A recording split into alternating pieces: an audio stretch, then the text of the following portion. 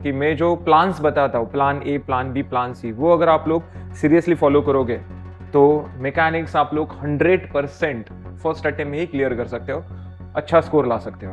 को planner four system में non को प्लानर भी है, लेकिन चैप्टर का नाम को प्लानर फोर सिस्टम है, जिसमें नॉन को प्लानर भी इंक्लूड किया है। हर प्रॉब्लम में आपको सबसे पहला स्टेप करना है रिजोल्यूशन। कहते हैं जिसको फोर्स रिजोल्व करने आता है उसको पूरा मैकेनिक्स आता है, क्योंकि मैकेनिक्स के हर प्रॉब्लम में सबसे पहले आपको रिजोल्यूशन ही करना रहता है। अब ये रिजोल्यूशन मतलब क्या होता है? Resolution and composition. Force resolve करने के लिए बस आपको एक छोटा सा डायलॉग याद रखना है। डायलॉग जैसे फिल्मों के डायलॉग्स आप लोग याद रखते हो, तो सेम वैसे ही यहाँ पर एक डायलॉग याद रखना है।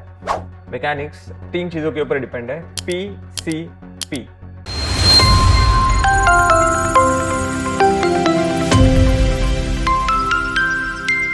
Hello everyone, so first year engineering semester 1 journey start हो चुका है। कैप राउंड 4 कंप्लीट हुआ है। सभी बच्चों का एडमिशन प्रोसेस ऑलमोस्ट खत्म हुआ है।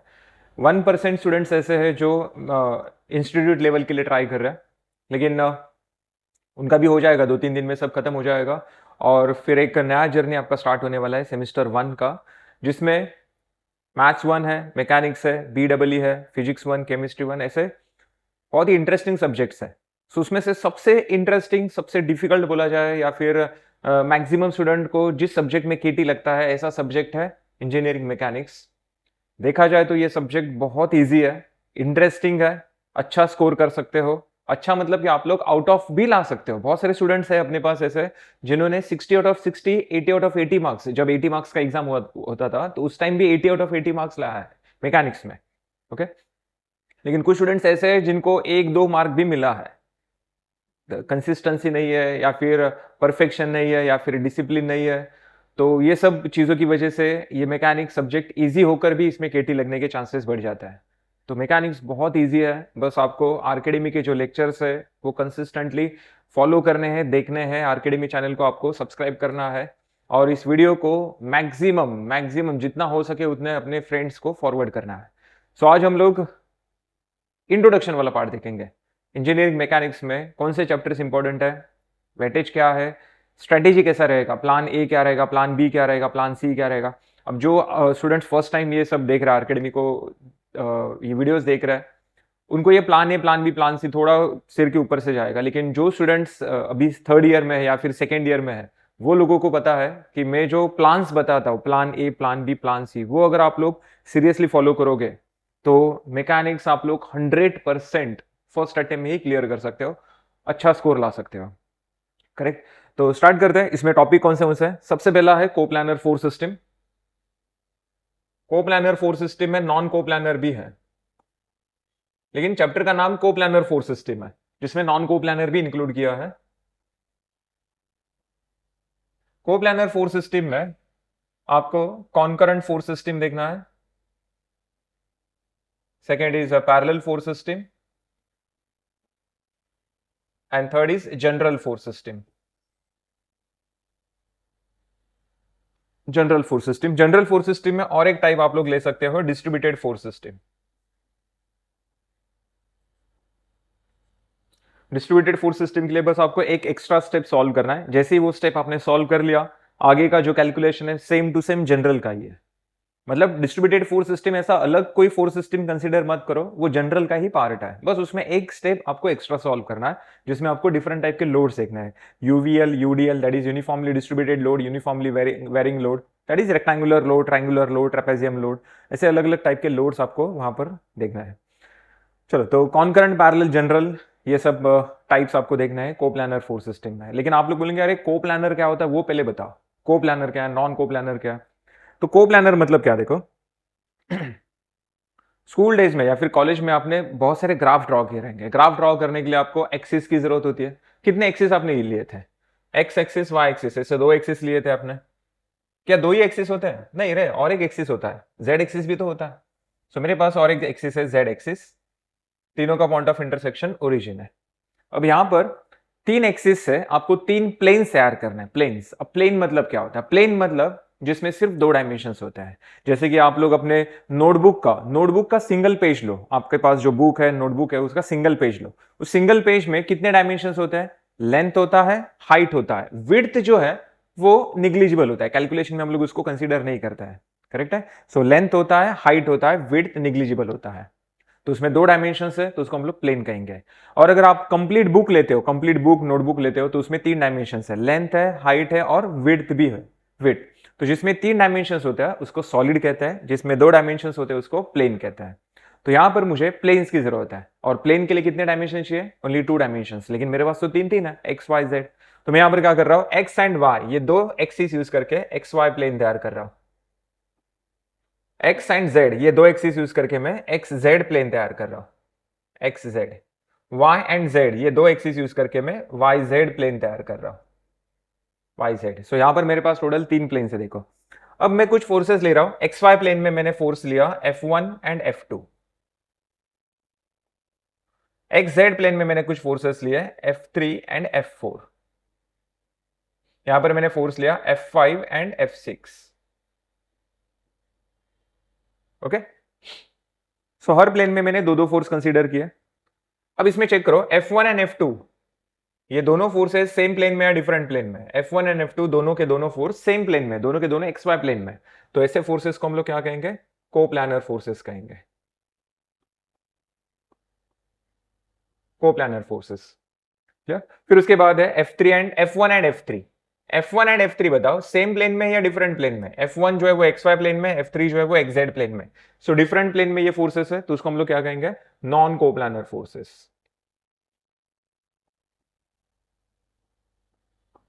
Non coplanar forces. Correct. So coplanar and non coplanar दोनों के बीच का डिफरेंस समझ में आ गया सबको? सो कोप्लानर मतलब ऐसे फोर्सेस जो सेम प्लेन में एग्जिस्ट कर रहे हैं, एंड नॉन कोप्लानर मतलब ऐसे फोर्सेस जो डिफरेंट प्लेन में एग्जिस्ट कर रहा है। तो सिंपल सा डिफरेंस है कोप्लानर एंड नॉन कोप्लानर का। हमें किसके ऊपर काम करना है? हमें काम करना है कोप्लानर फोर्सेस के ऊपर। करेक्ट, कोप्लानर मतलब ऐसे फोर्सेस जो सेम प्लेन में एग्जिस्ट कर रहे हैं, सेम प्लेन में।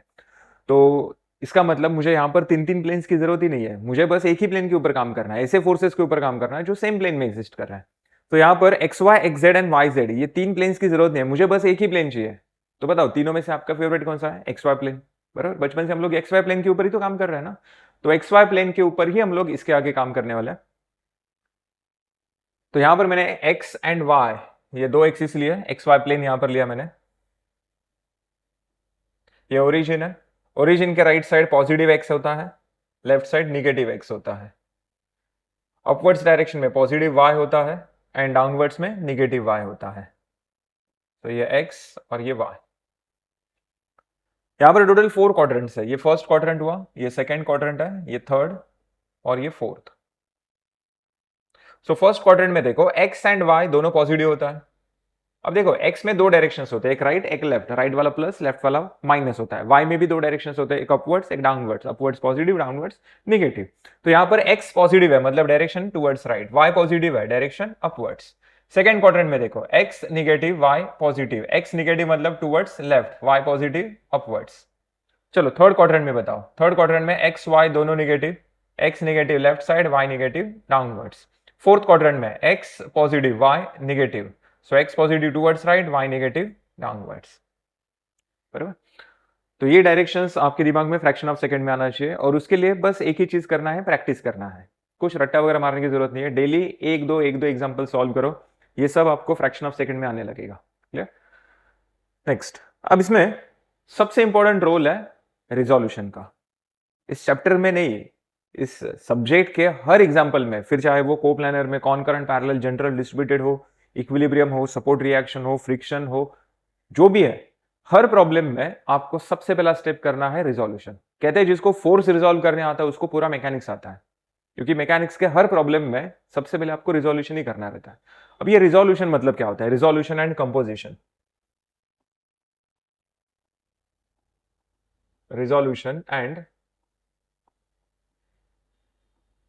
कंपोजिशन। जब आप लोग कोई एग्जांपल लोगे सॉल्व करने के लिए, तब आपको वहां पर 3 टाइप के फोर्स मिलेंगे। एक मिलेगा वर्टिकल फोर्स, एक मिलेगा हॉरिजॉन्टल फोर्स और एक मिलेगा इंक्लाइंड फोर्स। अगर आपके पास वर्टिकल फोर्स है तो उसमें 2 डायरेक्शन है, एक अपवर्ड्स एक डाउनवर्ड्स। अपवर्ड्स है तो प्लस, डाउनवर्ड्स है तो माइनस। हॉरिजॉन्टल में भी 2 डायरेक्शन है, एक राइट एक लेफ्ट, राइट वाला है तो पॉजिटिव एंड लेफ्ट वाला है तो निगेटिव। तो अगर आपके पास वर्टिकल या फिर हॉरिजॉन्टल फोर्सेस है तो कैलकुलेशन बहुत ईजी है। कैसे देखो, इस ब्लॉक के ऊपर मैंने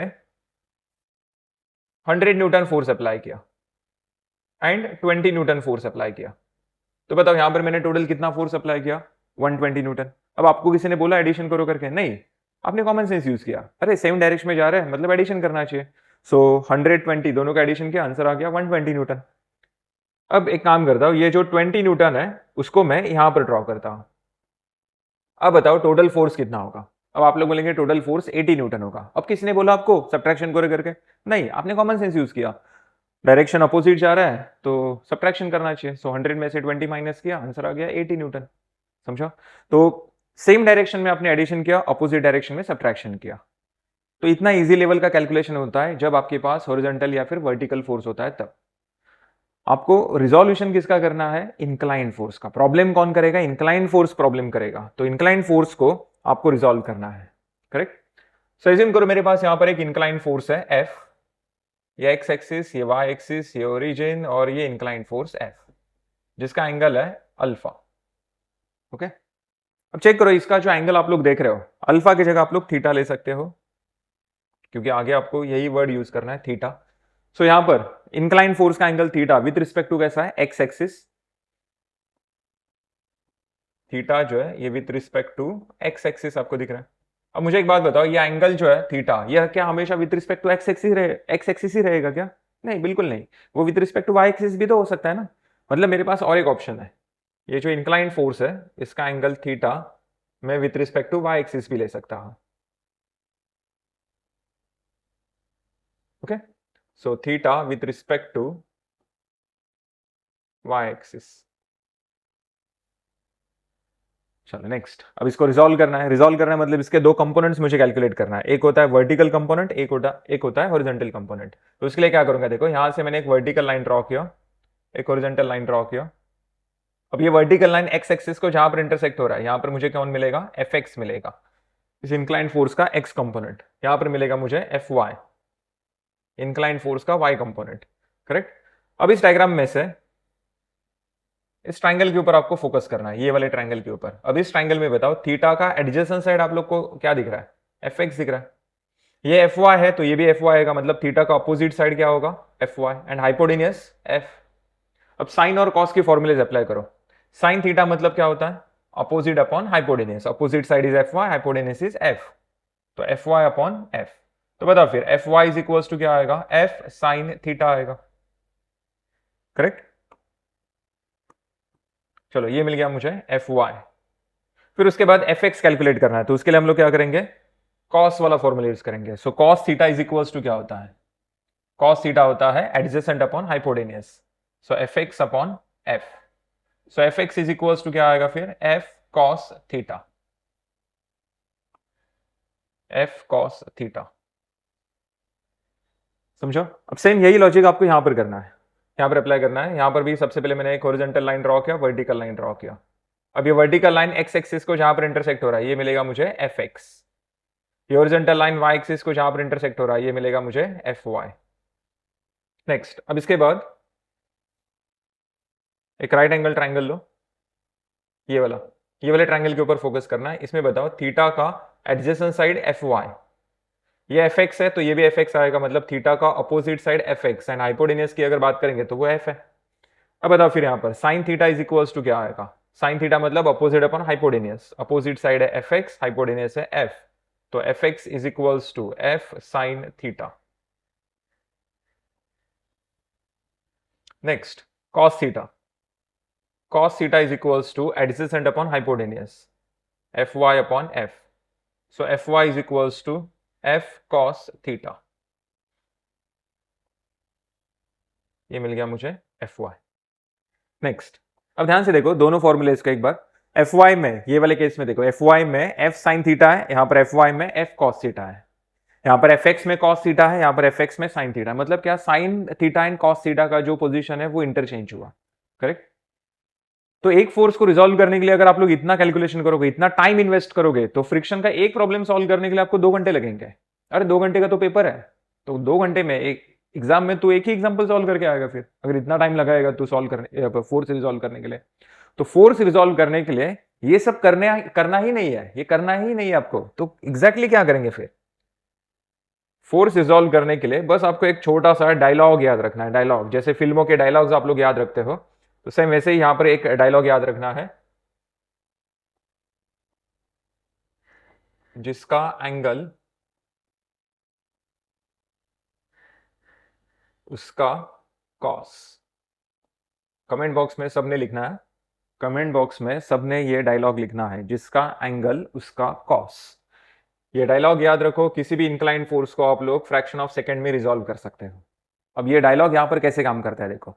फर्स्ट केस में ये जो इंक्लाइंड फोर्स एफ है, इसका एंगल थीटा किसके साथ है? एक्स एक्सिस के साथ है, एक्स एक्सिस के साथ। मतलब ये एंगल जो है ये एक्स एक्सिस का है। अब एंगल एक्स एक्सिस का है तो एक्स में कौन आएगा? कॉस आएगा। अब एक्स में अगर कॉस है तो वाई में साइन आएगा। क्लियर है? चलो और एक बार ट्राई करते हैं। सेकंड केस में देखो, इंक्लाइंड फोर्स का एंगल थीटा एक्स के साथ है या वाई के साथ है? अरे वाई के साथ है, वो वाई के साथ, देखना डायग्राम में दिख रहा है, angle with respect to Y axis है। तो एंगल वाई के साथ है तो वाई में कॉस आएगा एंड एक्स में साइन आएगा। तो बस तुझे इंक्लाइंड फोर्स को रिजॉल्व करते वक्त एंगल के ऊपर फोकस करना है, एंगल के ऊपर। करेक्ट? एंगल किसके साथ है? एक्स एक्सिस के साथ है या वाई एक्सिस के साथ है? बस वो एक बार अच्छे से देख, तो किसी भी इंक्लाइंड फोर्स को 100% रिजॉल्व कर सकता है। करेक्ट? तो ये हो गया अपना रिजोल्यूशन। कमेंट बॉक्स में मुझे डायलॉग लिख के चाहिए, सब लोग लिखना है कमेंट बॉक्स में, जिसका एंगल उसका कॉस, जल्दी से। चलो, तो ये हो गया अपना रिजोल्यूशन। फिर उसके बाद है कंपोजिशन। कंपोजिशन में आपको रिवर्स करना है, रिवर्स। मतलब इस राइट एंगल ट्राइंगल में देखो, एफ एक्स एफ वाई ये दो अननोन वैल्यूज थे, एफ और थीटा ये नोन वैल्यूज थे। So F x F y unknown थे। करेक्ट? तो वो कैलकुलेट किया मैंने यहां पर साइन और कॉस का फॉर्मूला यूज करके। अब रिवर्स करो। रिवर्स मतलब यहां पर F x F Y known है, नोन पता है, एफ और थीटा अननोन है, एफ और थीटा अननोन है, F x F Y known है। तो बताओ फिर एफ एक्स एफ वाई अगर नोन है, एफ कैलकुलेट करना है, तो हम लोग क्या करेंगे? पाइथागोरस थ्योरम यूज करेंगे। So Pythagoras theorem, F is equals to under root of F X square plus F Y square. फिर उसके बाद थीटा का अपोजिट साइड पता है, एडजेसेंट साइड पता है, सो tan थीटा का फॉर्मूला यूज करेंगे, tan theta F Y divide by F X. So theta is equals to क्या आएगा फिर? tan inverse of F Y upon F X, tan inverse of F Y divide by F X. Clear? यहां पर बता, f is equals to formula क्या आएगा? Under root of F X square plus F Y square, and tan theta is equals to क्या आएगा? opposite upon adjacent, opposite side is fx, adjacent side is fy, so theta is equals to क्या आएगा? tan inverse of fx upon fy। Correct? तो दोनों calculation में एक बार देखो, f का फॉर्मूला सेम है, थीटा का फॉर्मूला डिफरेंट है। यहां पर थीटा क्या है? tan inverse of fy upon fx, और यहां पर थीटा क्या है? fx upon fy। अब मुझे बताओ, थीटा का फॉर्मूला डिफरेंट है तो आंसर सेम आएगा डिफरेंट आएगा? जैसे कि एज्यूम करो दो स्टूडेंट्स है ए और बी, दो स्टूडेंट्स है ए और बी। ए स्टूडेंट ने फर्स्ट फॉर्मूला यूज किया थीटा कैलकुलेट करने के लिए, तो उसको आंसर मिला 30 डिग्री। तो बताओ वो डायग्राम में कैसे शो करेगा? फर्स्ट फॉर्मूला जो है वो किसके लिए काम कर रहा है? एक्स एक्सिस के लिए काम कर रहा है ना। ये फर्स्ट केस में थीटा का जो फॉर्मूला है वो कैसा है? With respect to x axis. तो यहां पर जो फोर्स है इसका एंगल थीटा 30 डिग्री, वो कैसे शो करोगे आप लोग? With respect to x axis show करोगे। अब बी करके जो स्टूडेंट है उसको थीटा का आंसर कितना मिलेगा? 30 डिग्री मिलेगा। उसने ये सेकंड फॉर्मूला यूज किया ना, थीटा कैलकुलेट करने के लिए उसने सेकंड फॉर्मूला यूज किया, तो उसको क्या 30 डिग्री आंसर मिलेगा? नहीं, उसको आंसर मिलेगा 60 डिग्री, क्योंकि ये एक्स एक्सिस वाई एक्सिस दोनों में एंगल कितना होता है? 90 डिग्री ना। सो 90 में से 30 माइनस किया तो ये कितना आएगा? 60 डिग्री। ओके, तो उसने सेकंड फॉर्मूला यूज किया, ये सेकंड केस का। ये सेकंड केस में थीटा जो है ये विथ रिस्पेक्ट टू कैसा है? वाई एक्सिस, तो with respect to Y angle कितना मिलेगा? 60 डिग्री। तो बताओ किसका आंसर राइट है? अरे दोनों का आंसर राइट है। एग्जामिनर मार्क किसको देगा? दोनों को देगा। एक ने एंगल कैलकुलेट किया with respect to x axis, एक ने एंगल कैलकुलेट किया with respect to Y axis. Correct है? मतलब क्या? ये दोनों फॉर्मूलेज यूज करो, आंसर सेम नहीं मिलेगा, लेकिन जो भी मिलेगा वो राइट मिलेगा। क्लियर है? लेकिन होता क्या है देखो, बच्चे जो है ना फर्स्ट एग्जांपल में फर्स्ट फॉर्मूला यूज करते हैं थीटा कैलकुलेट करने के लिए, सेकंड प्रॉब्लम में सेकंड फॉर्मूला यूज करते हैं, और थर्ड एग्जांपल में कंफ्यूज रहते हैं कि अरे करने का क्या, F X upon F Y या F Y upon F X. तो अपने आप को कंफ्यूज मत करो, दोनों में से कोई एक ही फॉर्मूला याद रखो, एक ही फॉर्मूला अप्लाई करो। तो बताओ ये first formula with respect to x axis के लिए, सेकंड वाला with respect to Y axis के लिए। अब एक्स एक्सिस वाई एक्सिस दोनों में से आपका फेवरेट एक्सिस कौन सा? एक्स एक्सिस आपका फेवरेट है। तो हम लोग कसम खाते हैं, आज कसम खाते हैं, थीटा कैलकुलेट करने के लिए हमेशा हम लोग फर्स्ट फॉर्मूला यूज करेंगे, tan inverse of F Y upon F X. यही फॉर्मूला हम लोग यूज करने वाले थीटा कैलकुलेट करने के लिए। समझ में आ रहा है? चलो, तो ये हो गया आपका कंपोजिशन। तो रिजोल्यूशन भी हो गया, कंपोजिशन भी हो गया। जिसको रिजोल्यूशन कंपोजिशन आता है उसको मैकेनिक्स का हर एग्जांपल आएगा सॉल्व करने के लिए। हर एग्जांपल का स्टेप नंबर 1 यही है। क्लियर? नेक्स्ट, अब इसमें मैंने आपको बोला कि कॉनकरेंट फोर्स सिस्टम है, parallel force system, general force system है। कॉनकरेंट फोर्स सिस्टम में स्टेप नंबर 1 रिजोल्यूशन है। और रिजोल्यूशन में कौन से फोर्स को रिजोल्व करना है? इंक्लाइन फोर्स को। हम लोग किसकी बात कर रहे हैं? कॉनकरेंट की बात कर रहे हैं। स्टेप नंबर 2 है समेशन ऑफ एफ एक्स। इसमें आपको हॉरिजॉन्टल फोर्सेस का एडिशन करना है। जो राइट साइड है वो प्लस, जो लेफ्ट साइड है वो माइनस। फिर उसके बाद step number 3 summation of F Y करना है। इसमें आपको वर्टिकल फोर्स का एडिशन, अपवर्ड से तो प्लस, डाउनवर्ड से तो माइनस। स्टेप नंबर 4 में आपको रिजल्टेंट कैलकुलेट करना है। R is equals to under root of F X square plus F Y square. फिर स्टेप नंबर 5 थीटा कैलकुलेट करना है आपको, tan inverse of summation of F Y divide by summation of F X. और ये जो formula मैंने आपको बताया ये विथ रिस्पेक्ट टू किसके लिए है? एक्स एक्सिस के लिए। एंड स्टेप नंबर 6 में आपको लोकेशन चेक करना है। लोकेशन मतलब चेक करना है अपना रिजल्टेंट कौन से क्वाड्रेंट में एग्जिस्ट कर रहा है, फर्स्ट, सेकंड, थर्ड, फोर्थ। सो ऐसे 6 स्टेप्स में आपको कॉनकरेंट फोर्स सिस्टम का एग्जांपल सॉल्व करना है। अब इसमें एफ एक्स एफ वाई यहां तक का जो कैलकुलेशन है, यहां तक आपने क्या किया? रिजोल्यूशन किया। उसके आगे ये जो आपने कैलकुलेशन किया ये कंपोजिशन किया। ये देखो ना, ये दोनों फॉर्मूले हमने कंपोजिशन में देखे थे। तो कैलकुलेशन बहुत ईजी है, बस इसके लिए आपको प्रैक्टिस करना है। मैकेनिक्स देखो 3 चीजों के ऊपर डिपेंड है। मैकेनिक्स 3 चीजों के ऊपर डिपेंड है, P C P. P for practice, daily practice करना पड़ेगा। डेली एटलीस्ट वन एग्जांपल तो सॉल्व करना ही पड़ेगा। समझा? संडे टू संडे अगर आप लोग पढ़ाई करोगे मैकेनिक्स, नहीं फिर 3-4 अटेम्प्ट लगेंगे। फर्स्ट अटेम्प्ट में क्लियर करना है, सो प्रैक्टिस करना पड़ेगा। Practice practice practice. देखो, कंसेप्ट समझ में आने के लिए 1 या 2 एग्जांपल्स बहुत है। तो प्रैक्टिस क्यों करने के लिए बोल रहा हूं मैं? सिली मिस्टेक सुधारने के लिए। बच्चे ऐसे ऐसे माइनर मिस्टेक करते हैं ना, सिली मिस्टेक करते हैं। मिस्टेक करना है तो बड़ा मिस्टेक करो, छोटा मिस्टेक ढूंढने से मिलता ही नहीं है। बड़ा मिस्टेक हुआ ना तो अरे हाँ ये मिस्टेक हुआ है। समझा? तो सिली मिस्टेक, माइनर मिस्टेक करोगे वो कभी नहीं मिलने वाले, वो सिर्फ सुधारे जा सकते हैं। और उसके लिए एक ही ऑप्शन है, practice. Correct? So practice makes perfect, ऐसा बोलते हैं सब लोग। तो डेली प्रैक्टिस करना है। सी फॉर कैलकुलेटर। कैलकुलेटर ऑपरेट करने का स्किल आपको इंप्रूव करना है, और इसके लिए आपको FX991 ES plus, FX991 ES plus ये कैलकुलेटर खरीदना है। कुछ लोग एक्साइटमेंट में जाके EX खरीदते हैं। EX बिल्कुल खरीदने का नहीं, EX कैलकुलेटर खरीदने का नहीं। करेक्ट? होता क्या है, सबके पास अगर EX है ना तो कुछ प्रॉब्लम नहीं रहता है। 100 लोगों में से 99 लोगों के पास, 100 में से 99 लोगों के पास ES प्लस रहता है, और EX वाला अकेला बेचारा रहता है। 100 लोगों में एक अकेला रहता है। कुछ तो ऐसे रहते हैं जो CW लेते हैं। CW ये तो 1000 में एक रहता है।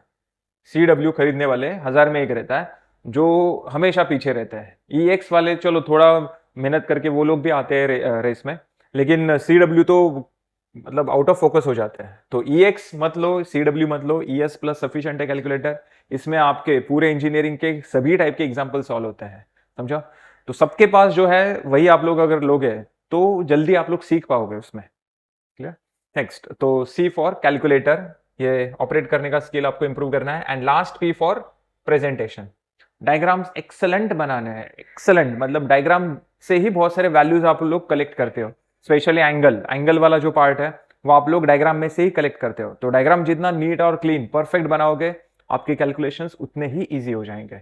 करेक्ट? आप लोग जो आंसर लिखने के लिए 20 मिनट लगाते हो, आधा घंटा लगाते हो, वही आंसर चेक करने के लिए एग्जामिनर को मैक्सिमम 3 to 4 सेकेंड्स लगते हैं। Only 3 to 4 seconds. तो 3 to 4 सेकेंड है आपके पास अपने आप को प्रूव करने के लिए, हाँ ये मुझे आता है करके। तो एक्सेलेंट लेवल का प्रेजेंटेशन होना चाहिए। स्पेशली सपोर्ट रिएक्शन करके जो टॉपिक है, फिर kinematics of rigid body ICR वाला जो टॉपिक है, फिर उसके बाद सेंट्रॉइड है, इक्विलिब्रियम में जो लैमिस थ्योरम वाला पार्ट है जिसमें एंगल्स मिलते हैं, स्पीयर वाले example, single sphere, double sphere. तो ये सब टॉपिक में डायग्राम का रोल बहुत इंपॉर्टेंट है। तो जितना परफेक्ट बनाओगे डायग्राम, उतना आपका आंसर करेक्ट आएगा। कुछ लोग क्या करते हैं, जब प्रैक्टिस करते हैं ना तब बोलते हैं अरे हाँ अभी के लिए चलो मैं ऐसे ही लिखता हूँ, मैं एग्जाम में इस डायग्राम को बहुत अच्छे से ड्रॉ करूंगा, प्रोटेक्टर, स्केल, स्टेंसिल, ऐसे अलग अलग इंस्ट्रूमेंट यूज करके मैं डायग्राम ड्रॉ करूंगा कब, एग्जाम में। अभी के लिए चलो ऐसे ही बना लेते हैं। ऐसा मत करो, जैसा प्रैक्टिस करोगे वैसा परफॉर्म करोगे। प्रैक्टिस करते वक्त ही आपको प्रॉपर इंस्ट्रूमेंट्स वगैरह यूज करके डायग्राम्स ड्रॉ करना है, तभी आप लोग एग्जाम में वैसे ड्रॉ कर सकते हो, ड्रॉ कर पाओगे आप लोग। तो प्रेजेंटेशन, प्रैक्टिस, कैलकुलेटर, प्रेजेंटेशन, तीनों में से एक भी चीज अगर आपका वीक है, मैकेनिक्स फिर बहुत डिफिकल्ट लगेगा आपको। करेक्ट। तो जल्दी से कमेंट बॉक्स में रिप्लाई चाहिए। आज हमने जो ये टॉपिक यहाँ पर कवर किया, रिजोल्यूशन, कंपोजिशन, को प्लानर, नॉन को प्लानर, कैसा लगा, समझ में आया, नहीं आया, कैसा लगा, जैसा भी आपका फीडबैक है मुझे कमेंट बॉक्स में रिप्लाई चाहिए। एंड हाँ, सबसे इंपॉर्टेंट, आर्केडमी चैनल के बारे में आपके सभी फ्रेंड्स को इंफॉर्मेशन पास करो, इस वीडियो का लिंक शेयर करो उनके साथ। कॉलेज में जैसे ही आपका स्टार्ट हुआ है मैकेनिक्स, वो भी आप लोग एक्सपीरियंस कमेंट बॉक्स में मेरे साथ शेयर कर सकते हो। आपके जो सीनियर्स है उनको जाके पूछने का कि अरे आर्केडमी के बारे में बताओ ना थोड़ा, तो वो लोग आपको जो जेन्युइन फीडबैक है वो लोग आपको देने वाले हैं, आपके सीनियर्स। क्योंकि आप किसी भी सीनियर को पूछो आर्केडमी के बारे में, वो कुछ ना कुछ तो जानता ही है। आर्केडमी के वीडियोस उसने कभी ना कभी तो फॉलो किए रहेंगे ही। तो आप लोग उनको पूछो आर्केडमी के बारे में, अपने बाकी सभी फ्रेंड्स को भी इंफॉर्मेशन पास करो। एंड सबसे इंपॉर्टेंट, ऐसे ही मैकेनिक्स के लेक्चर्स अलग अलग टॉपिक के ऊपर, जैसे कि सेंट्रॉइड है, कॉन्करेंट पैरेलल जनरल है, इक्विलिब्रियम है, फ्रिक्शन है, फिर उसके बाद काइनेमेटिक्स ऑफ पार्टिकल में रेक्टिलिनियर मोशन है, कर्विलिनियर मोशन है, फोर्स एक्सेलरेशन है, इम्पल्स मोमेंटम है, रोबोटिक्स है। तो ये सब के ऊपर अगर आपको वीडियो चाहिए तो कमेंट बॉक्स में लिखो कि यस सर हमें वीडियोस चाहिए करके। सो जितने ज़्यादा कमेंट्स रहेंगे हम लोग वैसे फिर ट्राई करेंगे, यूट्यूब पर वीडियोस लेके आने की कोशिश करेंगे हम लोग। लेकिन आपका सपोर्ट चाहिए उसके लिए। तो जितना ज़्यादा सपोर्ट दिखाओगे, जितना ज़्यादा सपोर्ट दिखाओगे, हम लोग को भी उतना ही जोश के साथ काम करने में मज़ा आता है। सो प्लीज़ सबको ये वीडियोस फॉरवर्ड करो। Thank you.